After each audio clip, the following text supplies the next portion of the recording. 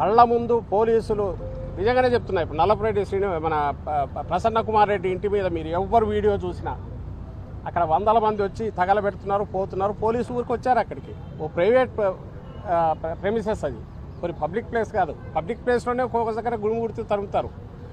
ఎవ్వరు ఏమనట్లేదు పోలీసులు. వాళ్ళలో ఒక్కడిని పట్టుకునే తెలుస్తుంది ఎవరనేది, పట్టుకోరు. పార్టీ నాయకులు అందులో ఉన్న వాళ్ళ ఫోటోలు చూపించారు, ఇంతవరకు ఎఫ్ఐఆర్ రిజిస్టర్ కాదు.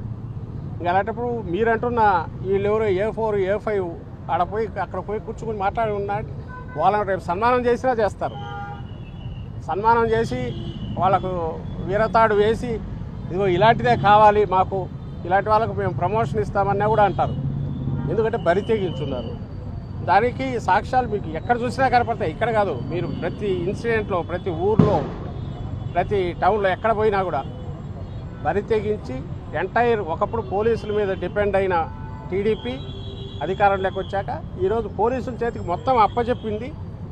ఒక సెక్షన్ ఆఫ్ పోలీస్ పూర్తి వాళ్ళకు ఊడిగం చేయడము, లేక వాళ్ళ ఒత్తిళ్లకు తట్టుకోలేకనా వాళ్ళు చెప్పినట్టు చేస్తున్నారు. సో ఎంటైర్ చట్టాన్ని కంప్లీట్ బెండ్ చేసేసి వాళ్ళ ప్రయోజనాలకు అనుగుణంగా వాడుకుంటారు. అందుకు నిదర్శనాలే ఇవన్నీ నేను ఇంతకుముందు చెప్పినవన్నీ కూడా కనపడతాయి.